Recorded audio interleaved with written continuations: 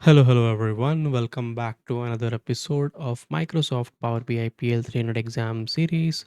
This is your host, Aapka Consultant, bringing you episode 31. So, today's topic is automatic aggregations in Power BI. And those of you who are not following this playlist or series can watch the playlist which for which the link is popped up right here. You can check out all the previous 30 episodes where I have covered each and every topic that is being asked in this exam of Microsoft Power BI PL 300. So yeah, make sure you are watching that playlist. That being said, let's jump to question number 31. So yeah, question says upon importing revenue figures into Power BI, it's observed that within your organization, various labels are used to describe these figures, such as profit, net profit, and total revenue. Your objective is to adjust the revenue figures table to enhance the effectiveness of the Q&A feature for users in Power BI dashboards. Proposed solution is implement management of aggregations on the revenue figures table. Does this strategy achieve the intended outcome? So you have two options. It is a yes and no type question. I'm gonna pause the video here for 10 seconds. You can think and let me know your answers in the chat. So yeah, your time starts now.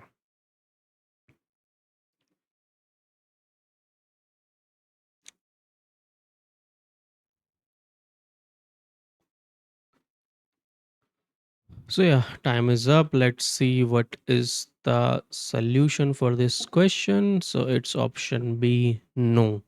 So basically, it talks about automatic aggregation and also Q&A feature effectiveness, right? I will also just show you the Q&A feature in Power BI desktop, just a brief example of where it is located. But yeah, that is a simple yes and no question. Let's look at the explanation for this question. So yeah, obviously it talks about effectiveness of Q&A features where you can use it in dashboards, right? And also, what is the correct strategy of using this in data model. You can go through the information in this slide. You can pause the video here. So yeah, that is one. And on the next slide, obviously talking about the synonym features in Power BI Q&A, creating calculated field or measures if necessary, and obviously educating users about best practices of using this Q&A feature. So yeah, that covers this topic. Now let's go to the resources. As again I've said, I'm completing this course from Udemy called PL300 certification. And next is the article on aggregations, which will be helpful. Let's quickly just take a look at the article and then we quickly see the Q&A feature in Power BI desktop with the help of a sample report. So yeah, let me switch the screen, go to the automatic aggregations topic. So yeah, this is basic topic, obviously covering about aggregations, automatic aggregations, which are easily available in Power BI desktop. Whether you can do it in the form of report, balancing architecture, easy setup, and fine tuning. Yeah, these are the advantages of using these aggregations, and they are used to optimize your data model, right? And uh, large data models if you have, right? And these are supported in Power BI premium capacity. Make sure that you are a Power BI premium user, otherwise you cannot use these features, right? Any other, obviously other things are permissions, benefits of these things: automatic query, training operations, yeah, and refresh operations that comes with these features.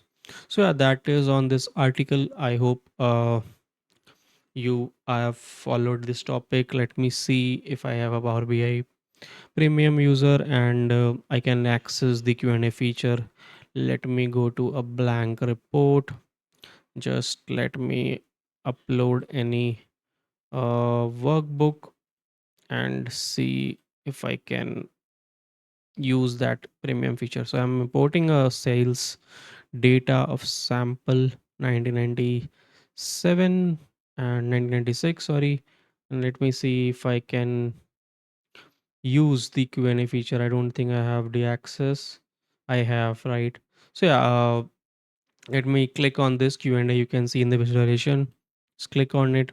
Preparing Q&A, you can see It takes a time to load, and then obviously you can ask questions and it automatically, gives you visualization, right? This is a very powerful features. It obviously started, giving you suggestions. You can ask total sale, average total sale, average total quantity. So I have this 1996 column of sales data where I have company name, employee ID. Let me go to the table view. You can see. So I have employee ID, region description, company name, year, month, total quantity, total sales, right?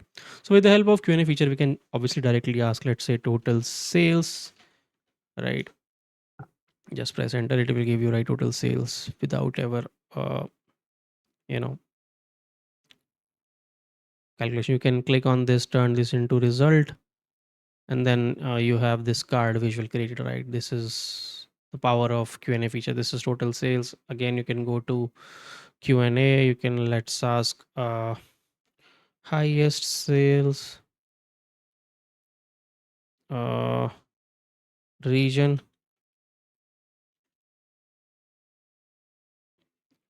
region wise. So you have to be very specific which prompt you are asking, right? Otherwise it won't give you exact result. Region wise highest sales, let me check. Yep, it is available. Yeah. mm, let's see what others.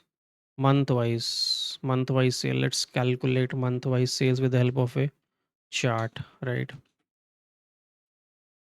Yeah, so again it has created a bar chart for us, month file sales. So it's very easy to, create visualization, basic ones with the help of this Q&A feature, which is very powerful, right? You can just click on to standard visual.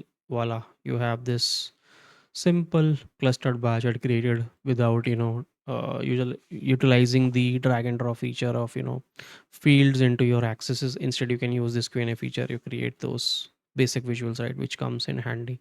So yeah, that covers this topic on Q&A. I hope you are following this series, and I will come back with another episode. Thank you for watching.